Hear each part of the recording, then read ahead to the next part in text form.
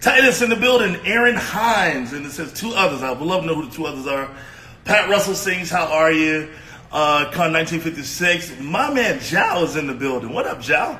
Tom, waving at you. Miss Tona, what's happening? Laughing Lifter, what's happening?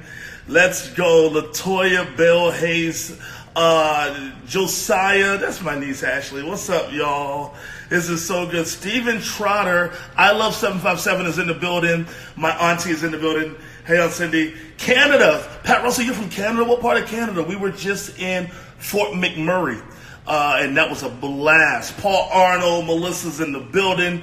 St. Louis is here. Come on now. All right, my sister, I see you. Rhonda, I see you. Tay, hey, PC, give us some gold today. I'm taking notes. What up, Mimi? What up, Courtney? Hi, Mimi. Special KSC. My sister says, hey, brother. Miss Lisa. Lisa, what's happening? What up, Navine? Hi, PC. It's Caitlin. Hi, Caitlin. Ontario. Toronto. Yeah, I love Toronto. That's really, really cool. Here we go. Everybody's in the building tonight. Don't listen. While we're getting prepared, shout out where you're from. Oil country. That's right. Josh Pillay is in the building tonight. Where are you watching from, guys? Tell me where you're watching from. Stephen Arias, that's my brother. I love him, man. It's in the building from the Lopez family. Mr. D. McCreary, I think. Moham65 is in the building.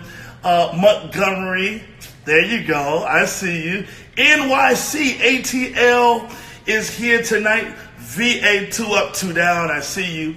Deep in the heart of Texas, that thing says Alabama is here. Hampton, VA, watching for Rich. I mean, maybe you just never leave the 757. Delaware, San Antonio, Safe Harbor, San Antonio. Jazz says, yo, yo, yo, yo, yo. Bad news by way of Panama. And the one Israel Houghton is in the building. Listen, we're not going to keep it long. I'm going to add him to the conversation because this is about to be absolutely dope. Here we go. Let's get it in 5, 2. It says waiting, connecting. It's boom. What's happening? What's is that like orange juice? No, it's a protein drink thing. Dude, is that the drink you were showing earlier on IG? No, that was Vima. That was Vima. That's just a vitamin supplement situation. Man, you ain't playing games. Like, you are for real committed to this health thing. Man, what you're not gonna have me do is come out of quarantine 20 pounds heavier, bro. That's what you're not gonna do. Listen, hold on, let me get my light right. That's all right. I'm trying not to come out 20 pounds heavier, but I've been doing okay. No, me and A have been like super focused, bro. It's been great. For real. Yeah, hold on. I know I look crazy. Hold on. No, it's that Adrian in the background. It is. Hey. What's up, Adrian? So we're a little bit behind here. No, it's all good. It's all good. You know what, Adrian, and the people can hear, but you know what, Adrian, my wife's just been looking at pocketbooks all day. Thank you so much. Oh, thank you. Thank you. Well, thank you. Thank you. She knows where the plug is. She just shows me stuff and says, what about this one right here? Can you get this one? Can you get that one? That is funny. Okay, how are we doing? Dude, we're doing good. It's a little high. Yep. Yep. We got the piano in the shot. The piano and the Grammys and the cool drink in the shot. We're good. We're going. The Grammy part was not meant to be. Sorry. Well, this is definitely meant to be in the shot. So that's there on purpose. I see my guitar in This is your guitar. This is Wakanda right here. That's Wakanda forever. I think this is Wakanda 2. I think they call it Wakanda 2. Hey, so, I don't need to put ears in, do I? You can. No. You're perfect. Okay, great. No, this is great.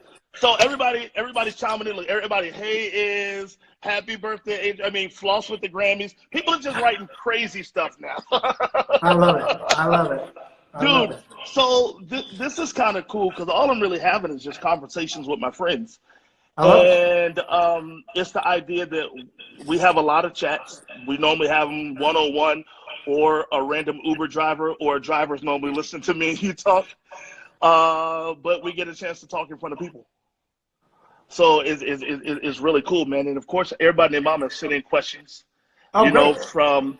from what type of strings were you using when you were 4 to to all that stuff. So I know some things, but I do want to just find out. So let's jump into this. Okay. To real business. All right. If they finish the NBA season, who's going to win the championship? I mean, I got to ride with my Lakers. They're my Come day on. one. That's my day one team since I remember rooting for a team. It was like, I even lived in Phoenix and should have been a Phoenix Suns fan, but I was a Lakers fan from a kid. That's not good for the bottom line when you live in Phoenix. How are you a Lakers fan repping? Because Phoenix had some squads back in the day. I mean, Phoenix definitely had some squads back in the days of, Truck Robinson and Alvin Adams and Paul Westfall. But, man, I was Showtime all day, like Kareem. Yeah. Like, I probably wasn't a Lakers fan with, like, the Wilt days because I was too young for that. But, like, Kareem, Magic, James Worthy, Jamal Wilkes. Those are my dudes, man. Those are my dudes. Well, I believe in the Lakers, so you know I'm a Laker fan. I think to be on the roster with you, you kind of got to be a Laker fan, or at least folks be lying and saying they are. You got a lot of Laker fans on the squad. I got my Boston guys, Kevin Camp and Justin Raines and all those guys go for the Celtics. So it's always funny, several years back we had a thing where they were in the finals. You remember that? I remember that. Yeah. I remember that. Dude, so you're in LA now. Yep. I feel like you're LA through and through. I feel like LA, like you represent LA well, man. Well, I think a lot of people don't know. I've been in LA since 2011. So really? I had a place in Santa Monica, even though I still lived in Houston. I had a place here since 2011. Really? So here's what a lot of people don't know about you is that you are also the restaurant plug. If you are going to, I'm serious. If you're going, we got a mutual friend, the Clacks. They went to Paris, and Clack told me, Israel gave me list by list the restaurant and the chef that I'm supposed to go see, and he said it wasn't a fail. Every city I go to, you tell me where to go. I try and treat my friends right, man. I try and treat my friends right. You are just a plug, like ask Israel. People when they're interviewing you, they need to ask you about some restaurants because you know who has the best what. I try. That's why I look like this. That's why I'm drinking this. I'm trying to slim on down. Man, well, that's all right. Man, let me throw one on you. Best Kobe steak you've ever had? Best Kobe steak I ever had, I had in Japan. Yeah.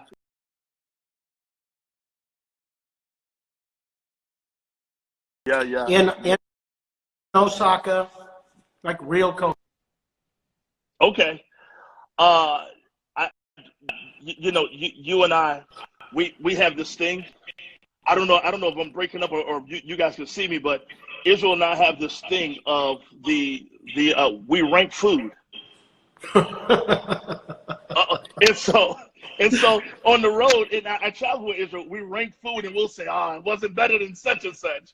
And so you know what? Years ago, somebody put in my rider that I need chips and guac in the green room everywhere. So that's been on the rider for 10 years probably. So we have a guac ranking worldwide. We have a worldwide guac ranking. Yeah. And we've added an empanada ranking. There's an empanada ranking. That was not on the rider. Somebody just took it upon themselves to be a blessing. Thank you, New Jersey. Can you New believe Jersey, the most random place for us to find empanada was in New Jersey? And it was bomb. And it was so bomb that when I came back to the room after working hard, you and Matt smashed them all. Here's the reason why. Because you normally eat healthy. You normally on the road, don't eat after a certain time. So when you were still playing at like 9:15, I said, he's not going to eat these. So I just ate 3. Whatever it takes, man. But yeah, they were really good. Dude, here's what people are asking. They're like, are you originally a drummer, or are you originally a guitar player or a piano player? I started playing drums. I mean, I was like any kid under 5. I'd set up drum sets in the kitchen, and then I was the kid that when church would end, I'd be up on the drums and annoying everybody. And eventually somebody would pull me off. But my dad, instead of I think my dad was like, let me help this kid. So we had a basement in our house, and one day I just came home and there was a drum kit down there, and he's like, knock yourself out. So what's crazy is I just recently bought the same kit, same color, same year, same everything. It was a Rogers kit from like 1976, and I just bought that kit. It's in my studio right now, dude, and it sounds amazing. God loves you, because if I could jump the story further, don't you have like your original guitar back now too? Yeah, kind of a crazy story. So when I was in 10th grade, I was playing drums in this band in our church, and the guitar player was a great guitar player, really kind of cocky, arrogant guy, and he decided he was going to quit the group. And so we had this meeting. He's like, yeah, I'm quitting. And I was like, oh, man. And he kind of gave us this, so what you going to do now, thing. And I was like, I'm going to learn guitar. And he's like, you don't have the discipline to learn guitar. There's no way you could do it. And I don't know what came over me, but I was like, okay, well, in 30 days, I'm going to be the guitar player in this band. And you got to come see us play. And if I pass muster, you have to give me your guitar. And it was a, Fender Strat, like a 1960s Fender Strat. Right. Still have it. Long story short, I still have it. You still have it. But I went and traded a trumpet. So I started playing drums. My mom taught me some piano. I took trumpet in school. Oh, I didn't know that. And in 10th grade, I kind of traded a really nice trumpet that I had for an Ibanez Roadstar guitar, 1986. And recently I found that same guitar. Like I had let it go 30 years ago. Wait a minute, you found the style, or you found the actual guitar? The actual guitar. Yeah, because it was sold to somebody who knew somebody who knew somebody, and I tracked it down. You tracked it down and got that thing. That is so cool. People ask all the time, do you read music? I do read music, yeah. Really? Do you read more charts, or what do you read? I mean, I could read tablature, but obviously if you know the number system, you could read kind of any chart. But as far as like actual sight reading, I know all that from playing trumpet and then kind of transferring that to piano. Will you ever in your life do a session as a drummer? With people watching, no. But by yourself? Sure, yeah. Listen, we just had a goat walk into the building. Pastor Ron Parsley said, can't wait to have you at camp meeting. He just wrote that up here. Hey, once this corona goes away, I'm happy to go anywhere. Trust me. Dude, so how long have you been quarantined? 10 days. This is day 10 for me and Adrian. How are you holding up, though? You know what? Really well. Yeah. You got to know something about me and A, okay? So we say this all the time. As much as we travel, we are really, really great at taking vacations. We are not great at being tourists. Yes. So we'll be in some city where they have the must-see thing. Yes. There's a good chance we're never going to see it. Right. So our idea of a vacation is just completely unplugging, hanging out, good food, and just enjoying each other's company. So we've been doing that for 10 days. It's been amazing. And we've been cooking together a lot. And it's been great, man. I mean, you could probably hear the echo in here. I'm in a completely empty house except for this piano. There's 4 stools in the kitchen over there. And there's one bedroom set upstairs, and that's our life, because when we sold our place, we sold all of our furniture to the person who bought it. You're the first couple that when you sold your place, you had to walk America through therapy because they love the place so much. So you had to like engage them and say. Yeah, there were a lot of people that were really upset about it. And they were bothered. That was surprising to me. Dude, I'm glad you told everybody that you were sitting in a house with empty space, because it sounded like a Motown reverb chamber. Is it too? I was concerned about that. Is it too much? It's not echoey. Just a little bit of reverb. But people pay good money for that reverb. Exactly. People pay good money for it. Exactly. Dude, so what did the Houghtons eat on a quarantine fest? Like, what's breakfast like? Because I did breakfast at your house, and being a Texas guy, I was still hungry, but I ain't say nothing. So what is it? Wow, that was some shade right there. No, it wasn't shade. Wow. Here's the thing. When I come to LA, y'all force me to eat LA style, and I know it's good because you're on me. Sometimes about, hey, Courtney. As Adrian told me, not so many Mountain Dews, but which I've been healed. I've been delivered, man. Mountain Dews, I've been delivered. But what do you guys eat? Thank you. What are you guys eating on in quarantine mode? So breakfast is pretty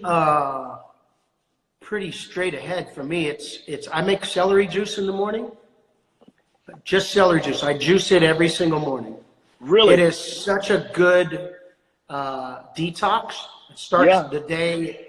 It clears the pathway. I'll just say that. Amen. It makes straight the way. Prepares the way. And then about 30 minutes later, I'll do a protein shake that I mix with coffee. So I get my energy and have a protein shake, and then I really won't eat till like 2.5 hours after that. Wow. She kind of does a similar thing. She makes this acai frozen drink kind of thing with turmeric and milk and almond milk and stuff. It's really good. Wow. Here's a question that I have for you. What is the one song that when we do? Why are you laughing? I'm being serious. What's the one song that when we go out that you have to do live, or people will riot? People will riot. Wow. I don't know. I mean, it kind of depends on where we are. Okay. If we're in a certain type of gathering, if we don't do Alpha and Omega, we have failed the mission. Calvin's fans just wrote Alpha and Omega. Yeah. Other places, probably the same. Moving forward, it has to make an appearance. Can you hear me? Did we lose each other for a second? I saw the wheel going. Yep, you good? Something weird happened, but okay. Yeah, moving forward is another one of those. I feel like You Are Good. I don't know if we've ever done an event without doing You Are Good, except one time. It's probably why I'm still scarred from it. One of the first dates New Breed ever did, as somebody actually called us and said, "Bring your whole team and come." It was in Silver Spring, Maryland. It was a good size Nigerian church. And man, I hope I'm not shading anybody by telling this story, but it's a great story. No, it's a great story. So we're getting up, doing our set, and new season had just come out. Maybe it had been out 6 months, right? Right. And New Season was a single, I think. Who Is Like the Lord had been out. We always kind of started the show with Who Is Like the Lord. And I noticed this guy kind of down in the front row on a Palm Pilot. You remember Palm Pilot? I remember Palm Pilot, yeah. And so me, I'm 99.9% of the room could be in and worshiping and going for it. It's one of those things. I'm always drawn to the one guy who's could care less. Yeah. So he's sitting down and he's playing Scrabble on his Palm Pilot. Yeah. Right? And I can't believe I'm telling this story. No, this is good, please. And so we kind of go through, and we start doing New Season. So I know we're at the end, and I know either somebody's going to come up and take the service and say, okay, do one more song, and we know we're going to do You Are Good, because that's the bop at that time. Yeah. So we start doing New Season, and it's on cue. I start seeing toward the end of the song people grabbing their coats and leaving, and I'm like, oh man, I guess we've exceeded our time. I don't know. And it was really bizarre because their stage was like this, and to the right of the stage was this long staircase that went upstairs to the green room and the office and all that. Yeah. So I look at the guys and I was like, hey, let's go, and if they'll ask for us to come back and we'll do You Are Good. We walk up them stairs, nobody calls for us back. Somebody gets up and dismisses everyone. And then I hear these stomps up the stairs. Door flings open like it's a Western, you know. And Palm Pilot dude was the pastor. Oh, and Pastor Palm Pilot starts screaming at me. Why did you not play that song? And I was like, what song? And I'm deducing it and getting.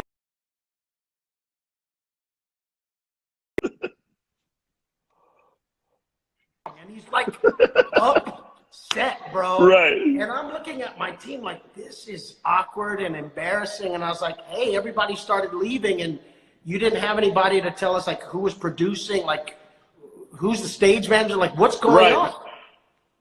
I said, we could do it. He sits down and his desk is facing one way, and he sits in his desk, turns his back to all of us while we're standing in there, and is watching the NBA playoffs. And I'm just like, I'm looking at my guys, and they're supposed to bring food in, and I just go, hey, let them know we're ready to go. Mm-hmm. No, we have a nice meal. I said, we're not going to sit here and enjoy this meal. Yeah. Nothing enjoyable about it. We're out. And we left. And at about 2 a.m, I get a knock on the door of my hotel room. I'm dead asleep. Knock on the door. Hey, we just wanted to come and tell you we're sorry. I was like, for your pastor or for waking me up at 2 a.m? What is up? So that was we got tossed into the deep end on our first trip traveling. So because of that, you are good. Because of that, we start every show with "You Are Good Now." We're not going to make that mistake again. Yeah, don't play no games. There will be no scars. Nobody will be upset. You are good. Bro. Top of the show. Look, people when they see you, they're always asking me how to say your last name. What is he? Can we clear it up for one final time? How do you say your last name? Houghton, Houghton. Houghton. Houghton, people. And then they always ask me, does he really speak fluent Spanish? Is he really fluent? I don't speak fluently, but I can sing it. I can understand it. I know enough not to get arrested. And I know enough that when my wife and her mom are talking, I know what they're talking about. So you can eavesdrop and take a listen a little bit. It's not even eavesdropping. I just want to make sure ain't nobody saying nothing crazy about me. There you go. So one of the things that I learned from you early, I think I've known you for about 10 years. We had a not random meeting, but through a mutual friend, Sean Flowers, met you at a birthday party in Easton, Pennsylvania. I came to the back and you said, hey man, you should come to the conference. And 2 weeks later, I drove out to the conference, and you just invited me in 10 years ago, allowed me to be a part of the team. How important is relationship to you? And what's the currency of relationship when you're trying to build anything? I feel like relationship has to be your foundation, has to be the primary force in any kind of interaction. Yeah. I've said it often. I know my friend Aaron Lindsay says it often. Life moves at the speed of relationship. Yeah. There's a lot of people that, you can imagine living here in LA for the last 9 years. I take a lot of meetings, and most of those meetings are led by opportunity. Hey, if you do this, we can do this, and then this thing, and we could really use you to do, and those are all cool, but I really end up enjoying when I say, hey, why don't you guys meet me at my house? Yeah. Instead of the Soho house or, a restaurant somewhere, and let's just hang. And a lot of times we'll talk about life before we talk about business. Yeah. And we'll figure out what we connect on and where we're compatible. Because I believe good opportunity will follow good relationship. That's so good. Good relationship doesn't always follow opportunity. Ooh, if you guys are taking notes, please write that down. That was like gold. That's just the beginning of some gold right there. So people, they were asking me simple questions. They wanted to know, like, when you first got started, what was your go-to worship song? Celebrate Jesus, Celebrate, bro. By who? That was the jam. Well, Gary Oliver wrote it. Ooh, Gary Oliver, shout out. Yeah, Gary Oliver wrote it, and I had heard him do it. I was 19 when I started leading worship. I was a drummer in the worship team. and I didn't know anything about leading worship. I had led songs when I was in high school. There's a big difference between leading worship and leading songs. Yeah, very true. I led plenty of songs, but actually being a worship leader, I discovered by being thrown in the deep end that it required being a worshiper. Yeah. Imagine that, you know? So I realized singing is not worship. I realized that you can emulate Ron Canoli or Clint Brown or Gary Oliver, who were kind of my trifecta of heroes at that time, still are. And imitation, you know, it might be the nicest form of flattery, but it's not going to move the room. It's certainly not going to make a difference. And so I had 6 weeks of, you know, taking on this role and not knowing what I was doing, and kind of what I call crashing the train every service. And you got to understand, man, we would do like 45 minutes of worship, and I knew 2 songs. I knew Celebrate Jesus and I knew Be Glorified. Those were my 2 jams, right? And so we'd have to do them for, you know, 25 minutes apiece. It's crazy. 45 and so minutes, finally, 2 songs. Huh? 45 minutes, 2 songs. Yeah, because I didn't know anything else, you know. And Pastor Mike, who's my dear friend to this day, going on 30 years now. Wow. He's a great piano player, wonderful prophetic gift. So he'd get up to just kind of salvage the moment, you know, and make something happen in the atmosphere in the room. But I learned, you know, slow, but I feel like I learned well, and I always kind of have this reference mark to this day of, you know, many people have heard me tell the story of being in the kitchen and just setting up my piano in the kitchen. And my simple prayer was, God, if this is what you've called me to do, then teach me how to worship.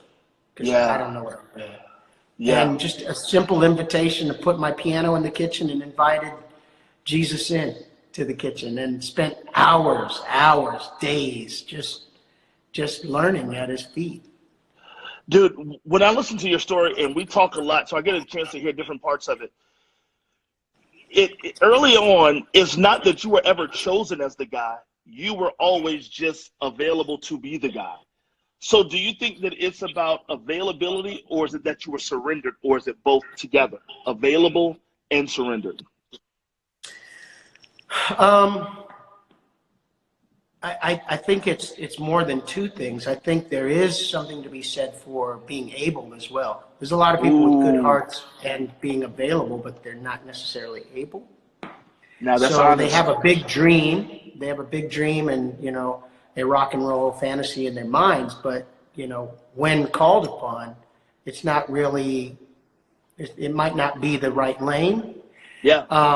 I was always afraid of that. I liked playing the drums. I liked being behind the scenes. I liked, you know, being in the cut, and I understood, you know, my responsibility there, but I wasn't so much trying to be out front. I never was. Yeah. And as extroverted as I've ever been on any platform, I'm equally that introverted.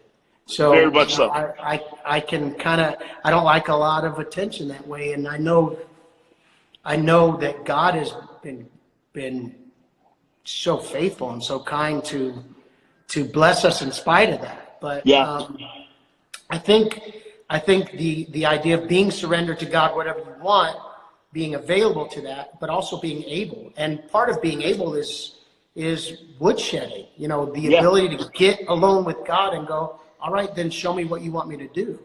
Before I kind of fake it till I make it on stage and learn how to be a worshiper on other people's time, let me get alone with God and work this out.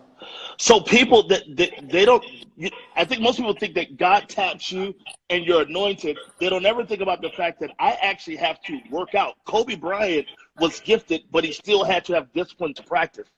And most people, and I'm from 7x7, love AI, you have to practice.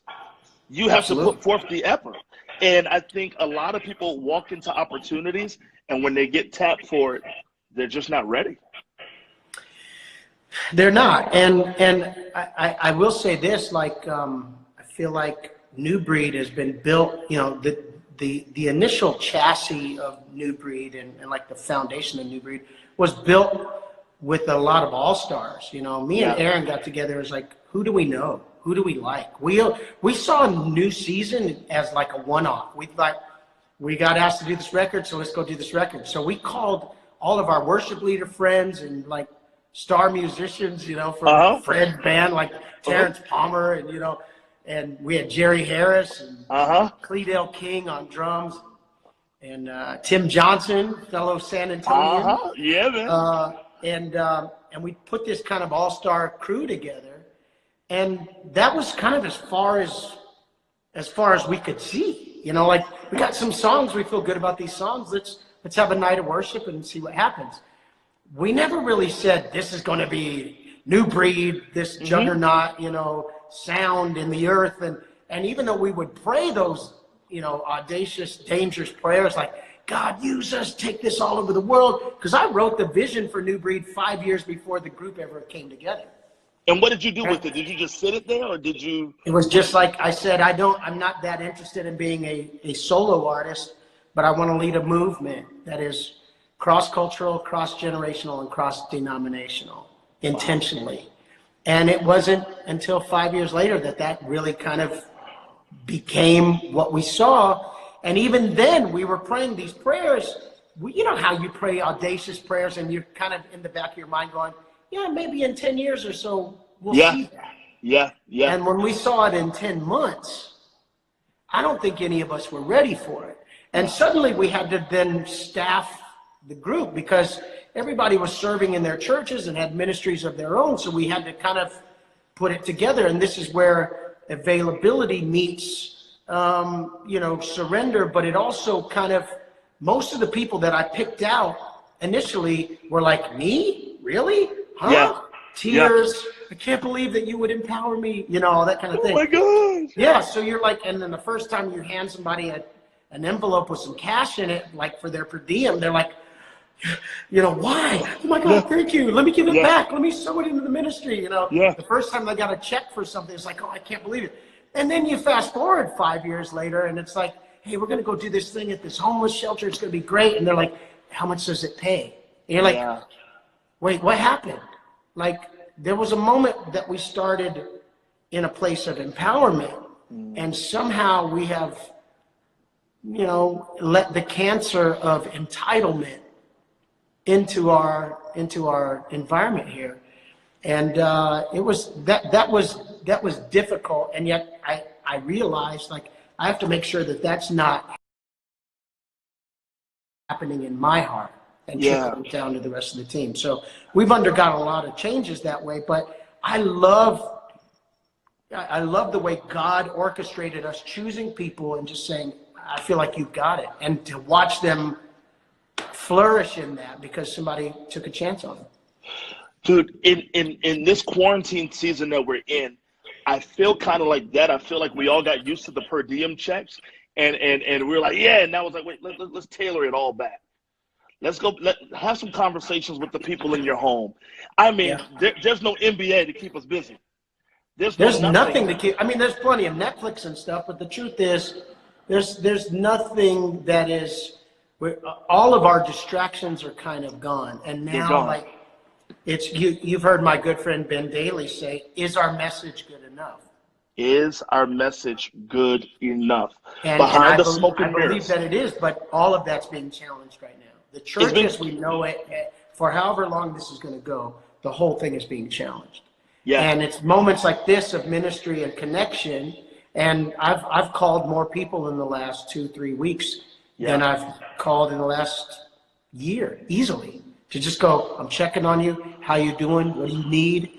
Yeah. And it's been awesome just kind of getting back to that one-on-one, getting around the Word of God and connecting with human beings. Dude, I think there's one of those moments where we're actually forced to now be the church as opposed to just going to a building. Like, this is the moment to say, what are you really made of? Do you believe those prayers or not? 100%. And I mean, I don't know how else to say this without hearkening back, but like, I feel like I've been in quarantine for a while. You know, Dude, was kind of, you know, it was one day that I was booked for a year and a half, and then there was about a week later, almost all of that was gone. Yeah. And so I had to come to that same crucible. Yeah. Do I believe what I've been singing about all these years? Come on, sir. Do I believe what I've been preaching and encouraging people in? Or has it just been a means to an end? Has it just been a career choice? Has it just been, performance? Or is it something that is deep, deep in my heart that I believe? And I had to, you know, after Adrian and I got married, like we got to experience going to church as churchgoers, not as people who are responsible for the flow of service or anything else. Yeah. And I found that, you know, so many of the moments I had in God's presence were not in a building with lights and sound and somebody on a microphone going, I can't get no help in here. It was none of that. It was me at this piano going, Jesus, I just want to meet with you. I need to get back to what all this really means. And it's the thing that saved my life. And I feel like I've had a bit of a jump start on what we're all experiencing right now. When you say that it saved your life, when you first encountered that moment of I'm booked, now the bookings are leaving, how were you able to process your heart in that moment? Many people watching right now, they probably got broken hearts in this moment, broken dreams. Always use the scripture, hope deferred makes the heart sick. Perhaps the heart is sick. How can you recommend, what did you do for healing in that moment? I worshiped God, man. And I got around people, my circle of friends and influence and such dwindled, you know, significantly. Yeah. But I say significantly very positively, because I found myself connecting with people like you and others that it was meaningful. It was not transactional anymore. It wasn't, I'll do this for you if you do this for me. I'll take time to listen to you if I can call on a favor later. It was literally like, hey, we're connected, rain or shine, hell or high water, let's go. And so the idea of having a small connect group, I guess, and a place to go and worship is what saved my life, without a doubt. Did you find yourself in your worship time leaning on newer material, or were you back in the thank you, Lord, which what were you old or new in your healing? Probably a combo plate of both, because I feel like there are songs that are just meant to take you there, you know, just meant to accomplish. They just have the oil, and they'll accomplish getting you to where you got to get.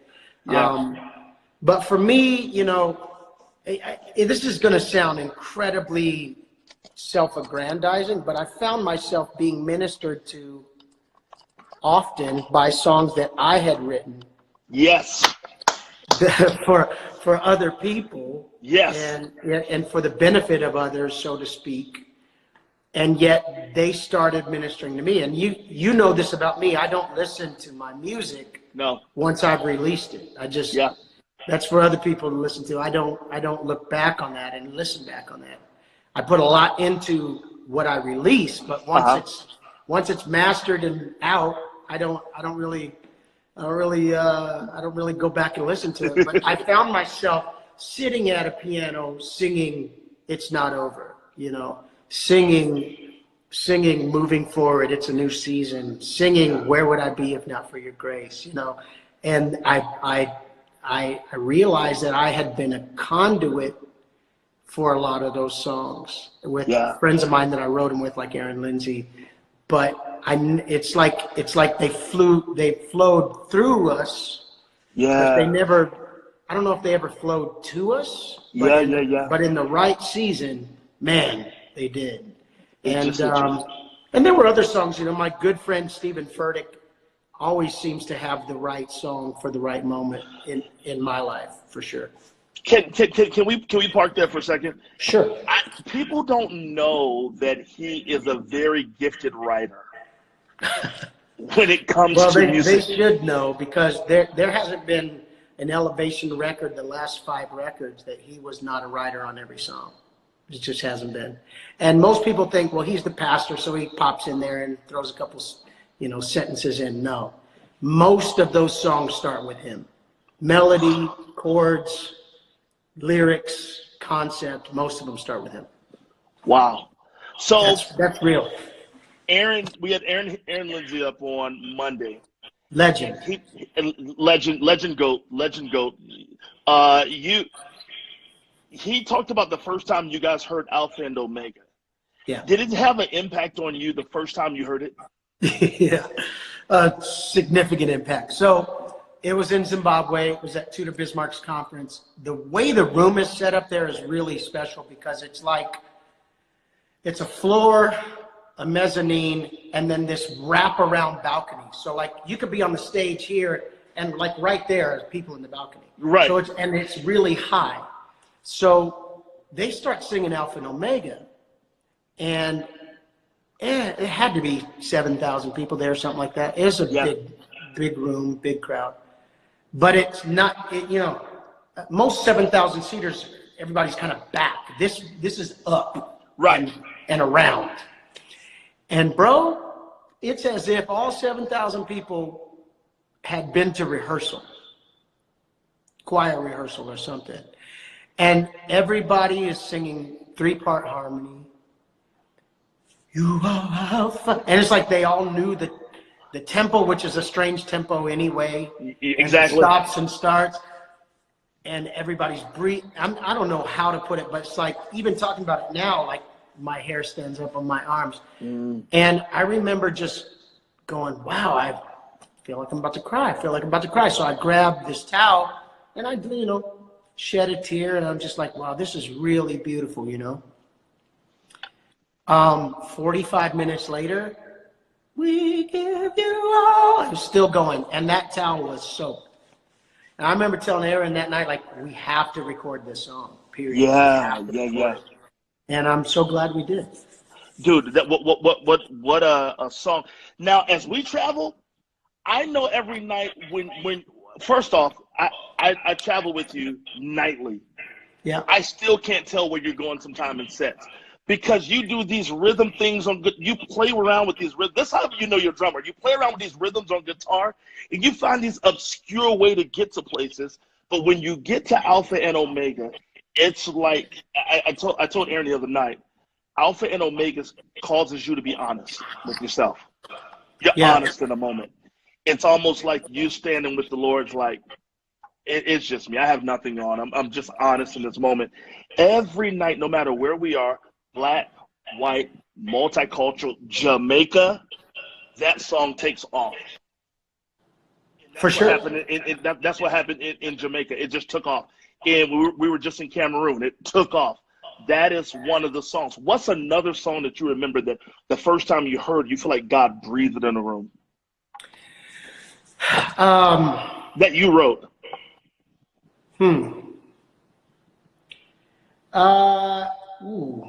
Like, did you know Jesus at the Center was going to be that? Jesus at the Center was one of those songs. One, it took probably 3 years to write that song. I had so many attempts at writing that song. I started writing an idea around it with Chris Tomlin, one with Matt Redman. I think Aaron and I tried a few times and it just didn't come together. And then I literally was preparing for a record that I was producing for Jensen Franklin called Echo. And I said, man, this list looks good. I feel like we're lacking one simple song. We need something simple. And I literally on my guitar, key of A, go, we need something like Jesus at the center of it all. And the second I said that, I stopped. I looked at Micah Massey, who is hands down one of the greatest writers I've ever written with, who I wrote Your Presence is Heaven with as well. Yeah. And I looked at Adam Ranney and I was like, hey, I need you two guys to stay here with me. I need everybody else to go to lunch. Because we were on stage, it was the whole band. I said, early lunch, go. And we sat in that sanctuary and wrote the song in about 20 minutes. But it just came. But I had been attempting to write that song for 3 years easily. And that is one of those songs, like it took off at the conference the next week, like it really, really took off. And then the following week we were at Hillsong Sydney for their conference. Jensen got up and preached. And at the end of the message, he goes, Israel, sing that song. And we did, from my heart to the heavens, Jesus be the center, for probably 45 minutes. And it became the theme of the week. It was crazy. I think you got me personally, not to be biased, I feel like you have another one. I think you have, Israel has a lot of songs that you guys haven't heard yet. But there's this new joint that he's been doing at these little small intimate gatherings. I've got a seat at the table. I feel like that one breathes kind of the same way. There's something about it. There's definitely something on that song. I agree. I probably have some of my Hampton University students watching today. Today, I guest professored online for their Beyonce Lemonade class. So Nice. 60 students online, and I just kind of lectured on how songs are written and how they're done. And one of the questions I got, and I don't know if she's up here, Erin asked me, are there songs where it takes years to write? And you just answered that so masterfully that there are songs that just ring, but you just don't have it yet. Yeah. And you chase them down. I think that's the other thing, is like the idea of eating something that's not cooked long enough. You know, it's anything that's undercooked is not going to be very enjoyable. Yeah. So like sometimes that thing's got to stay in for a while until it's right. So so there's nothing anti-God by laboring over a lyric. No, I think it honors God to labor over a lyric. Wow. I think the easy way is to go, this rhymes with that and it's trendy, so go with it, versus I always set out to write a timeless song. Yeah. Always. Can this song stand on its own 55 years from now? Can this song end up in a hymnal? Yeah. You know, can this become one of the, you know, I don't know. I'd consider How Great Is Our God like the ultimate version of that type of song. Yeah, and, I would definitely. And so we always set out to write that kind of song. One of the things that's so good. One of the things that I think about is people always argue the ratings of Israel Houghton albums. One Titus Tucker, who's up here, always leads the pack. Titus always leads the pack. All right. So can you actually rate the New Breed records? I mean, in order. Me or Titus? No, can you? Like, is there a favorite album that you have? Man, that's so difficult, right? I know. It's like saying pick your favorite kid. I'm sorry. And while he's thinking, you guys tell me your favorite Israel and New Breed album or Israel album, because some of you are going to be crafty and put real. Well, yeah, but real. So, real is the one record that occasionally I'll still listen to. It's because good. Because that record was intentionally built to feel like if Quincy Jones and Andre Crouch and Stevie Wonder and Maurice White all spoke into this record, this is what it would sound like. So we had a lot of fun, and that one was a little bit different because Tommy Sims really produced that record. Yeah. And the guy's just a freak of nature, you know. He is. He really is. And he produced two more with me and Aaron later, but I feel like Aaron and I probably took a greater lead on Power of One and Love God, Love People. I gotta say, I think Alive in South Africa is still my favorite record, and that's another kind of analogy because I first went to South Africa in 1994. Really? Yeah, and in 1995, while I was writing my vision of what New Breed would be, I wrote, we're going to record a live record in Cape Town, South Africa, and Jonathan Butler is going to appear on it. Except I didn't know Jonathan. I knew his music. I actually didn't even know if he was a Christian or not in 94. I just knew that he was from Cape Town. Yeah. So it'd be like, we're going to do a record in Liverpool, England, and Paul McCartney's going to guest on it. You know, that's how crazy that was. Yeah. But, you know, it was probably 6 months before we were set to do the record. A friend of mine called me and said, hey, Jonathan Butler wants to meet you. And the rest is history, and we've been friends ever since, 15 years. But that record had so much meaning because I just saw how you can write a vision and then watch it all be checked off 10 years later. Come on. Man, you first off, you're the first brother to come out playing a guitar in gospel music. So we didn't know what was happening. I don't remember a brother playing guitar. I mean, Lionel Harris didn't have no guitar. There was no brothers walking around playing guitar. But even more unique, you do this sliding thing on guitar. I mean, it's what puts me in awe every night. I'm standing on stage and watching you. Where did you get that sliding? Like, is that like a James Taylor type deal? What is that? I don't know. I honestly, I feel like because I learned the guitar in kind of a short amount of time and was suddenly called upon to be the guitar player. Yeah. I probably learned a lot of things in an unorthodox way, and just kind of, it's this combination of like percussive and I don't know. So I know the few chords that I know, and I make them work for me, man. And it is kind of, if I had to do this with no band, can I still create some kind of rhythm and some kind of groove? And so that's really kind of what drove that. But I mean, you're very kind. I rarely know what I'm doing, but I have fun being a part of this band. I'm in awe every night. We got like 5 minutes before Instagram Live is going to cut us off. Hey guys, if y'all have enjoyed this, just start hearting this right here. We're going to take it to the end. Israel, you mentioned one name, Andre Crouch. What does he mean to you? He's the blueprint for everything I'm still doing to this day. Wow. I was 5 years old when I saw him in concert. I sat probably 20 feet away from him at his piano, and I just knew at 5, okay, that's what I'm going to do.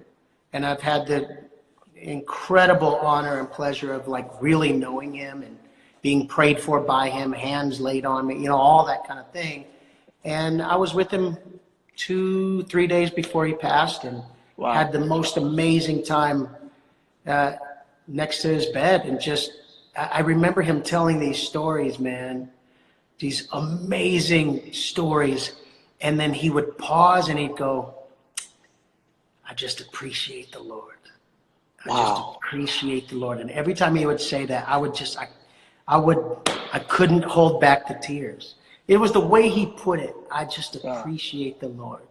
And I just, it was one of those things that when you hear certain things and they just reverberate, like they come with their own reverb package, like that was one of them.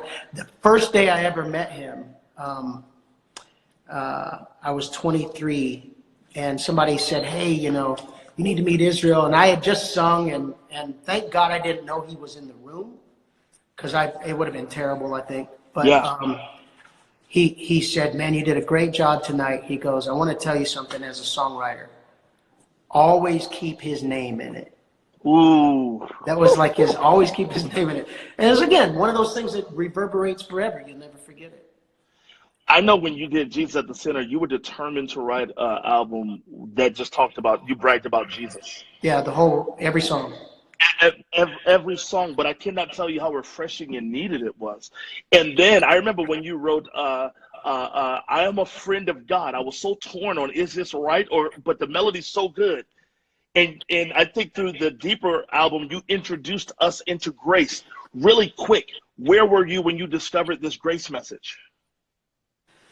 I'd have to say Joseph Prince had a lot to do with it, and just the idea of the finished work of the cross, and what side of the cross do you want to write from? You want to write before the cross or after? And so much of our writing has been after the cross. What happened when the veil was torn? What happened when we were made right with him, when he finished the work? And so I think it was, a lot of that's been a journey, even with Friend of God, just like getting to the point where you realize I'm a joint heir with Christ. And as hard as that was to say at the time, like, I am a friend of God, as opposed to what friend we have in Jesus, different thing. He calls me friend. So the pressure's on him, not on me. That's so cool. Man, I want to tell you this. I think you know this, but man, I love you and I appreciate your friendship. I really mean bro. that, man. Likewise, man. You have been a tremendous friend. Yeah, And you have as well, my brother. When I needed to call you and talk, you've always picked up the phone, and now to get a chance to work with you, that's just absolutely amazing.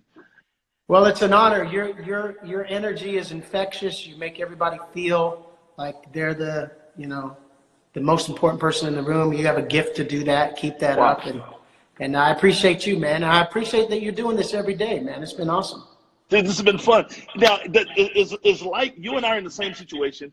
People see me and say, "Where's Cornetta?" And people see you and say, "Where's AJ?" They've asked several times, "Is Adrian and Israel going to do a convo up here?" They do convos on their thing all the time, but I would have you guys up here just to chat and share some stories and all that stuff, and I think it'd be great. So I'll float it. I'll float it to her for sure, man. For sure. Listen, for real, that's awesome. Absolutely. Appreciate it, man. I love you guys. This is great. Guys, here's what you can do for me. I want you to give me the nuggets that Israel gave. I'm going to put it on my Insta story. You write those things there. I'm going to tag him in it. Man, we didn't have enough time, but I appreciate this so much. I still want to know what the order of records With the ranking? Okay, yeah, that's it. You'll print We're going to set up the rankings. We're going to set up the rankings. Cool. And Brandon Clack has been up here several times. He said he loves Israel Houghton. Love you, Brandon. Love and you then so much. his better half, Christabel, who looks much better than him, is up here. She said love Israel Houghton too. She's new breed OG for real. New breed, man. That girl can sing. Absolutely. All right, man. Thanks for tuning in, guys. Love you, man. God Guys, bless. follow me at IMC Major Beard. I'll see you tomorrow night. Peace.